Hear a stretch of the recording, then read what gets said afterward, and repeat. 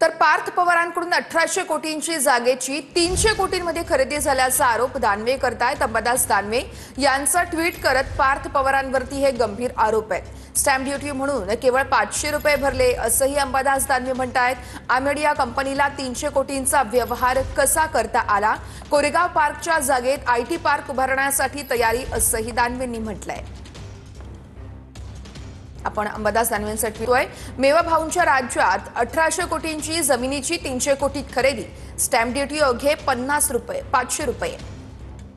उपमुख्यमंत्री महोदयांचे सुपुत्र पार्थ पवारांची अमेडिया ही कंपनी जिचं भांडवल अवघं 1 लाख रुपये आहे। या कंपनीला 1800 कोटी बाजार मूल्य असलेल्या जमिनीची 300 कोटींना खरेदी करता आली। हा झोल आता अजित पवारांनी किंवा पार्थ पवार यांनी महाराष्ट्राला सांगावा। गंमत तर पुढे आहे, एवढ्यावर हा प्रवास थांबला नाहीये। या कंपनीने रिअल इस्टेटचे भाव गगनाला असलेल्या कोरेगाव पार्कमध्ये आयटी पार्क आणि डेटा सेंटर उभारण्याची तयारी चालवली आहे।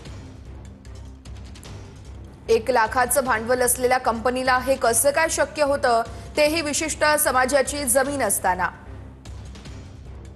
हे आता पार्थ पवार यांनी समोर येऊन सांगावं, जेणेकरून इतर तरुणांनाही त्यांच्या या यशाचं गमक कळून येईल। दुसरी बाब, सरकारी यंत्रणाही काय तत्पर झाली पहा। कमाल झाली। 22 एप्रिल 2025 रोजी अमेडिया कंपनीने आयटी पार्क उभारण्याचा हा ठराव केला। आश्चर्य म्हणजे अवघ्या 48 तासात उद्योग संचालनालयानं प्रकल्पावरील स्टॅम्प ड्युटी ही माफ करून टाकली। उद्योग संचालनालयानं कोणत्याही अनुभवाशिवाय असा प्रस्ताव देणारा कंपनीचं प्रपोजल स्वीकारलं।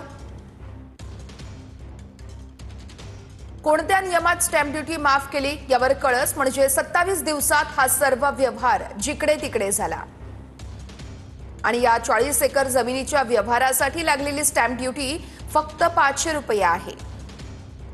फुले शाहू आंबेडकर यांचं नाव घ्यायचं आणि जमिनी खिशात घालायच्या, हा आहे अजितदादांचा पुरोगामी महाराष्ट्र।